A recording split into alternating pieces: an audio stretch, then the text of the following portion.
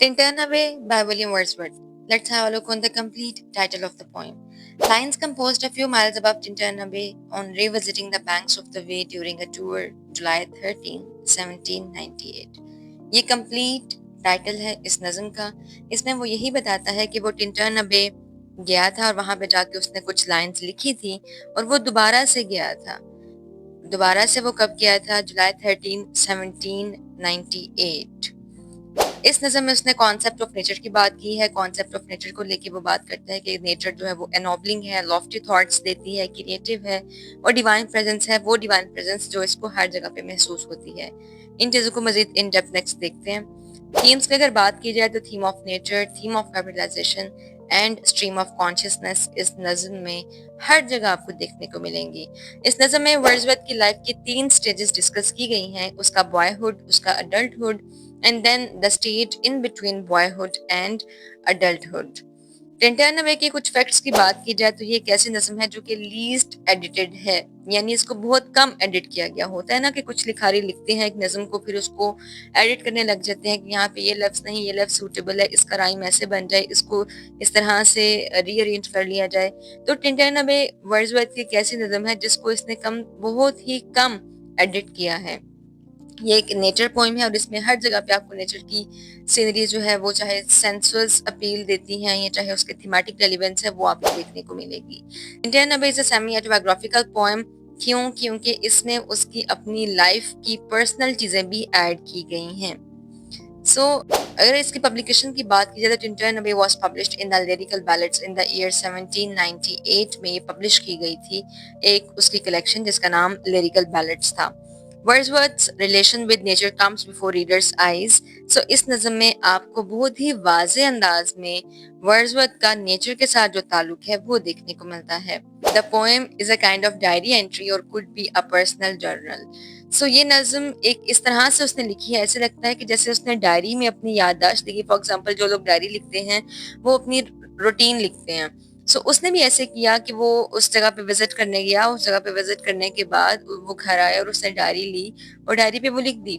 तो बिल्कुल ये जो नज़म है ये उसी फॉर्म ऑफ राइटिंग से ताल्लुक रखती है। कैसे लगता है कि जैसे उसने डायरी लिखी है या उसने अपना पर्सनल जर्नल लिखा है, उसमें उसने अपनी पर्सनल फीलिंग्स को, एक्सपीरियंसेस को बयान किया।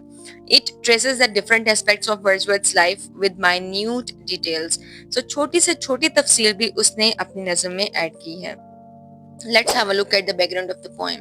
Wordsworth went to Tinternabay with his sister Dorothy Wordsworth के साथ वो गया था Tinternabay. He visited this place before this tour back in 1793 में पहली मर्तबा उसने इस जगह पे को विजिट किया था when he was 22 years old और तब वो 22 साल का था। This time his age is 28 years old and is feeling divine presence in nature. अब वो 28 साल का है और अब वो नेचर को एक अलग तरीके से महसूस कर रहा है। और opening of the poem Wordsworth visualizes the scenes of waters, lofty cliffs and wild images at the very opening of the poem. तो जैसे नज़म शुरू होती है तो आपने टेक्स्ट अगर देखी है वो पानी की बात करता है, क्लिफ्स की बात करता है, वो जंगली तस्वीरों की यानी जंगली नज़ारों की बात करने लग जाता है। He at once realizes that for this time he has thoughts of more deep seclusion. उसको इस बात का अंदाजा उसी टाइम हो जाता है कि पहली बार जब उसने विजिट किया था और अब की बार जब उसने विजिट किया तो बहुत ज़्यादा चेंज है। अब की बार वो मजीद ज़्यादा गहराई से नेचर को महसूस कर पा रहा है।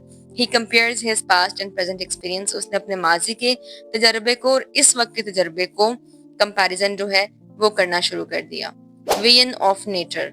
Wordsworth has the vision of nature all the time with him. Wordsworth हर वक्त अपने साथ नेचर की मौजूदगी को महसूस करता है। When he went back to the city of life of weariness, rush and busyness, it is this scenes that comforts him. जब वो शहर की थका देने वाली जिंदगी में, मसरूफ जिंदगी में वापस जाता है तो यही नेचर की खूबसूरती है जो कि उसको सुकून देती है। यहाँ पे ये नोट कीजिएगा उसने शहर की जिंदगी के लिए जो लफ्ज इस्तेमाल किया वो है of weariness. The long absence has not broken the bond between Wordsworth and the scenes of nature. बेशक वो अपनी जिंदगी का ज्यादातर हिस्सा शहरी जिंदगी में गुजारता है, लेकिन शहरी जिंदगी में गुजारने के बावजूद वर्ड्सवर्थ का ताल्लुक जो नेचर के साथ है वो ختم نہیں ہوگا یا اس کی گہرائی میں کمزوری نہیں ہوگی. Concept of nature. Nature is something sublime to Wordsworth کے لیے نیچر جو ہے بہت ہی اعلیٰ اور عرفہ چیز ہے. ہی ریکاؤنٹس اٹس بلیسنگز اینڈ گفٹس. وہ نیچر کی دی ہوئی خوبصورتی کو، اس کے تحائف کو، اس کی دی ہوئی بلیسنگز کو کاؤنٹ کرتا ہے، اس کو ان کو بیان کرتا ہے. سب سے اہم جو اس کو گفٹ لگتا ہے وہ ہے بلیسڈ موڈ. یعنی نیچر نے ورڈزورتھ کو ایک بلیسڈ موڈ دیا ہے. It helps him to unburden the heavy and very weight of city life. اور جو بلیسڈ موڈ ہے وہ اس کو ہیلپ کرتا ہے ورڈزورتھ کو کہ وہ زندگی کی تھکا دینے والی شہری زندگی جو ہے اس کی تھکن کو اور اس کے وزن کو جو کہ اس کے اعصاب پہ ڈال دیا گیا ہے اس کو کم کر دے، اس کو ختم کر دے. اور یہ کس وجہ سے ممکن ہوا ہے؟ نیچر نے جو اس کو بلیسڈ موڈ دیا ہے اسی وجہ سے. یہ جو بولڈ ورڈز ہیں یہ ٹیکسٹ کے ورڈز ہیں، اور ان ٹیکسٹ کے ورڈز کو اگر آپ اپنے پریزنٹیشن میں انکلوڈ کرتے ہیں تو یہ ایک پلس پوائنٹ ہوتا ہے آپ کی سیلف ریڈنگ کا. Secondly it makes him kind and gives him affections. So nature جو ہے اس کو مہربان بناتی ہے. نیچر جو ہے وہ اس کو ہمدردانہ رویہ دیتی ہے، اس کے اندر مٹھاس ڈالتی ہے ورڈزورتھ کے اندر. نیکسٹ اب مزید ٹیکسٹ کی لائنز دیکھیے گا جو کہ کوٹ کی گئی ہیں. اینڈ آئی ہیو فیلٹ، میں نے محسوس کی ہے، a presence that disturbs me with the joy. ایک ایسی موجودگی جو کہ مجھے ہیلپ کرتی ہے خوشی محسوس کرنے میں. آف ایلیویٹڈ تھاٹس، اعلیٰ اور عرفہ خیالات کو محسوس کرنے میں. a sense sublime محسوس کرتا ہوں میں، یعنی ایک اعلیٰ جو ہے وہ سکون، ایک اچھی سوچ محسوس کرتا ہوں. Of something far more deeply interfused, ایسا لگتا ہے کہ جیسے بہت دور سے وہ جو سوچ ہے، وہ جو خیال ہے، وہ خوشی ہے، وہ میرے اندر ڈال دی گئی. whose dwelling is the light of setting sun، تو جس کو ڈوبتے ہوئے سورج میں بھی اس کی روشنی کو محسوس کیا جا سکتا ہے. اینڈ اراؤنڈ اوشن، اور سمندر کے ارد گرد بھی محسوس کیا جا سکتا ہے. اینڈ دا لیونگ ایئر، اور ہوا میں بھی محسوس کیا جا سکتا ہے. اینڈ دا بلو اسکائی، اور آسمان میں بھی. And in the mind of the man, اور انسان کے ذہن میں بھی. Wordsworth feels the presence of a divine power that disturbs him. سو یہاں پہ جو اس نے ٹیکسٹ کے ورڈز یوز کیے اس میں اس نے ایک لفظ یوز کیا ڈسٹرب کا ورڈ. تو یہ جو ڈسٹرب کا ورڈ ہے اس کو مس انڈرسٹینڈ نہیں کرنا. This word must not be understood in its usual sense. So عام طریقے سے جس طرح اس لفظ کو مس انڈرسٹینڈ کیا جاتا ہے کہ ڈسٹرب جو ہے وہ ایک نیگیٹو ورڈ ہے، اس سینس میں ورڈزورتھ نے یوز نہیں کیا. Its implied meaning is forced inspire. اس کا مطلب ہے کہ نیچر جو ہے وہ اس کو فورس کرتی ہے، اس کو انسپائر کرتی ہے، اس کو اندر سے ایک ایسی انسٹنکٹ دیتی ہے کہ تم اچھا کرو اور اچھا لکھو. He praises nature in the most elevated manner. اس نے بہت ہی بہترین انداز میں نیچر کو سراہا ہے. He sets it at the high pedestal. اس نے نیچر کو بہت ہی اونچے مقام پہ رکھا. تھیمز کی اگر بات کی جائے تو theme of capitalisation at the very first.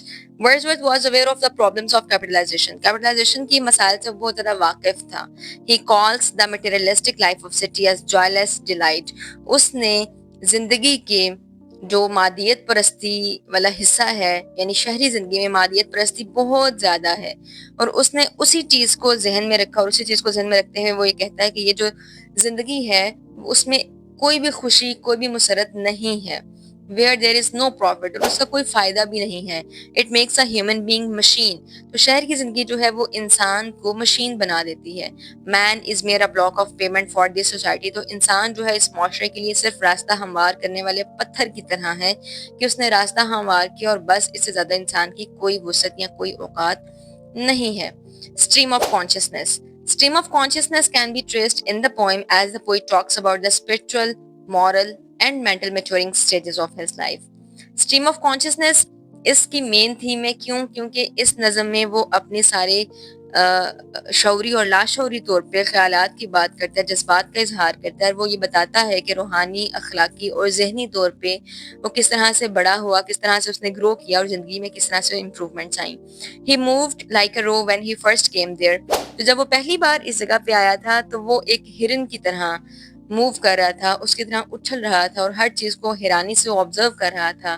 He declares that his boyish days are bygone. اب وہ یہ کہتا ہے کہ اب جو اس کی وہ اچھے دن تھے یا جو لڑکپن تھا وہ جا چکا.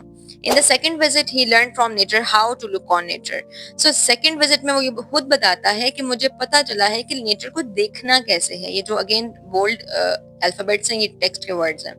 It makes man purified and obedient. Nature जो है वो इंसान को बहुत ही ओबीडियंट बनाती है, बहुत ही उसको फर्मा बरदार सा और बहुत ही उसको प्योरीफाई कर देती है, यानी अंदर से उसको निखार देती है. He recounts and recalls his levels of growth in the poem. तो वो बार बार अपनी ग्रोथ को इस नज्म में बयान करता है कि मैं किस तरह पहले कैसा था और अब मैं कैसा हूँ. पहले मुझे नेचर को देखना नहीं आता था और अब नेचर को मैं देख सकता हूँ. अब मैं नेचर को ज्यादा सबलाइम तरीके से महसूस कर सकता हूँ. अब मैं स्पिरिचुअल ज्यादा प्योरिफाइड फील कर रहा हूँ. That is why it is called a diary journal और अ सीक्रेट जर्नल. इसलिए इसको कहा जाता है कि ये डायरी है और ये कैसी सीक्रेट जर्नल है जो कि उसने लिखा. Dorothy Wordsworth. Wordsworth can feel and observe the feelings of his sister because he has felt the same during his first tour. Dorothy Wordsworth चूंकि पहली बार आई है और पहली बार आने की जो एक्सप्रेशंस हैं, वर्ड्सवर्थ जब उन एक्सप्रेशंस को देखता है तो उसको अपना पहली बार आना जो है वो याद आ जाता है. He catches the former player and excitement in her eyes. के पहली बार जब ये आया था तो इसकी आंखों में जो खुशी थी, इसकी आंखों में जो एक्साइटमेंट थी, वो इसने डोरोथी वर्ड्सवर्थ की आंखों में महसूस की है. Nature fed the mind with quietness, lofty thoughts and beauty. Nature help करती है कि वो जहन को एक पुरसुकून अच्छे ख्यालात से नवाजे और उसको खूबसूरती से नवाजे. टेक्स्ट की लाइंस चेक कीजिएगा. For thou art with me here upon the banks of this fair river, thou my dearest friend. अब यहाँ पे वो अपनी बहन से मुखातिब है. वो बहन को कह रहा है कि my dear dear friend and in thy voice I catch, कि मैं तुम्हारी आवाज में महसूस कर सकता हूँ the language of my former heart, कि मेरे दिल की ख्यालात जो कि पहले थे, एंड रेड और मैं उनको पढ़ भी सकता हूँ. माई फॉर्मर प्लेयर्स, के पहले जो मुझे खुशी महसूस हुई थी in the shooting light of thy wild eyes, कि तुम्हारी आंखों में मैं उस खुशी को महसूस कर सकता हूँ जो कि मुझे पहले महसूस हुई थी. अब यहाँ पे क्या करता है कि वो अपनी सिस्टर को एडवाइस भी करता है. Wordsworth advises his sister to enjoy this golden period the way he enjoyed. Wordsworth अपनी बहन को कहता है कि तुम इस गोल्डन पीरियड को एंजॉय करो जिस तरह मैंने पहली मर्तबा एंजॉय किया था. By walking in the moon light in foggy environment, कि तुम इस धुंधले माहौल में, चांद की चांदनी में वॉक करो, चलो, चहलकदमी करो. For her memory will become a dwelling place. तो जब तुम ये मेमोरी अपनी डिवेल्प करोगी तो ये तुम्हारे लिए एक ऐसी मेमोरी बन जाएगी जिसमें तुम सुकून पाओगी. तुम भी जब मेरी तरह शहर की बिजी थका देने वाली जिंदगी में जाओगी तो ये जो नेचर के सीन्स हैं ये तुम्हें हेल्प करेंगे कि तुम सुकून महसूस करो अपने जहन में. अब जब वो अपनी बहन को एडवाइस करता है, बेसिकली वो सारी दुनिया को एडवाइस करता है. अब सारी दुनिया को एडवाइस करना, it means it has the string of universality in it. Wordsworth's advice to sister is actually the universal advice to all humanity, कि सारी इंसानियत को वो एडवाइस करता है. He advises the human race to come and embark the eternal tranquility of nature. वो ये कहता है कि तमाम दुनिया आए, तमाम लोग जो हैं वो नेचर की तरफ आए और उसकी अब्दी सुकून को महसूस करें जो कि नेचर में पाया जाता है. Which is suppressed by material life, जो कि मादियत परस्ती की जिंदगी की वजह से दबा दिया गया है, उसको इग्नोर कर दिया गया है. जो नेचर के सुकून को हर तरीके से महसूस किया जाए. Specifications of Tintinnabay. Tintinnabay is one of the Wordsworth's Specifications of Tintinnabay. Tintinnabay is one of the Wordsworth's poems that is least edited. इसकी हमने पहले भी बात की कि ये कैसी नज़म है जो कि सबसे कम एडिट की गई है. It is spontaneous, ये फौरन से लिखी जाने वाली नज़म है. He draws mesmerizing judgments by raising the state of nature. उसने ऐसे ख्यालात आपके सामने रख दिए हैं कि उसने नेचर को बहुत ही प्योरीफाई करके आपके सामने पेश किया. The most of the images are striking and sense appealing. बहुत ज़्यादा इमेजेस जो हैं वो इसकी सेंस अपीलिंग है, यानी आप उनको ऐसा फील होता है कि आप सुन सकते हैं, आप उनको देख सकते हैं, आप उनको महसूस कर सकते हैं. Stylistic analysis. The form of the poem is that of monologue. Monologue में लिखी गई नज्म है जिसमें कभी कभी वो अपने आप को एड्रेस करता है, द स्पिरिट ऑफ नेचर को एड्रेस करता है, एंड समटाइम हिज सिस्टर, तो कभी अपनी बहन से बात करता है. Most of the imagery is taken from nature. तो नेचर से इमेजरी ली गई, चाहे आप क्लिफ्स की बात करें, चाहे आप वाटर की बात करें, चाहे आप नेचर इटसेल्फ की बात करें, तो हर जगह पे आपको इस नज्म में नेचर ही नजर आती है. The meter of the poem is unrhymed iambic pentameter. Meter जो है वो अनराइम्ड है और जिसको कहा जाता है ब्लैंक वर्स, यानी unrhymed iambic pentameter. Wordsworth's hallmark. The main point of difference between the 18th century romantic poets and Wordsworth is that he makes the reader feel as if he were the part and extension of the poem and the scene itself. ये बड़ा अहम point है. Wordsworth ये कहता है कि उसने जिस तरीके से बयान किया है नेचर को, ये चीज उसको बाकी रोमांटिक पोइट्स से डिफरेंट बनाती है. कैसे डिफरेंट बनाती है कि नेचर के वर्ड्सवर्थ इस तरह के सीन्स लिखता है, पढ़ने वाले को लगता है कि वो सीन्स पढ़ नहीं रहा बल्कि सीन्स को देख रहा है, उनको महसूस कर रहा है और वो रीडर को उस पोएम का हिस्सा बना लेता है. That is the most important difference between the romantic poets and Wordsworth. Remarks of Mary Woodland, she is an critic, और इस क्रिटिक के रिमार्क्स ऐड किए गए हैं ताकि जब आप अपने पेपर को अटेम्प्ट करें तो आपका इम्प्रेशन अच्छा हो और यही चीजें आपको अच्छे ग्रेड्स की तरफ भी लेके जाती हैं और अच्छे इंप्रेशन की तरफ भी लेके जाती हैं. So let's have a look on the remarks. It is undoubtedly the only poem of Wordsworth which reveals us the basic facts that the effect of nature on Wordsworth was gradual and not sudden. So prelude के बाद वो कहती है कि ये नज़म है Tkinter नबे जो कि ये बताती है कि वर्ड्सवर्थ पे जो नेचर का असर है वो स्लो था. वो एकदम नहीं था कि एकदम वो नेचर पे गया और नेचर पे उसने नज़में लिखनी शुरू कर दी. नो, वो ग्रेजुअल था. अब पहले विजिट में उसका डिफरेंस, उसके एक्सपीरियंसेस और थे और सेकंड विजिट जब वो गया टिंटर नबे पे तो उसके एक्सपीरियंसेस और थे. सो वर्ड्सवर्थ पे जो नेचर का असर था वो ग्रेजुअल था. Conclusion. टिंटरनबे is a representative and semi-autobiographical poem of Wordsworth. Wordsworth ये एक ऐसी नज़म है जो कि उसकी रिप्रेजेंटेटिव है और उसमें उसकी पर्सनल डिटेल्स भी शामिल हैं. The different stages, boyhood, adulthood, and in between boyhood and adulthood can be seen in this poem.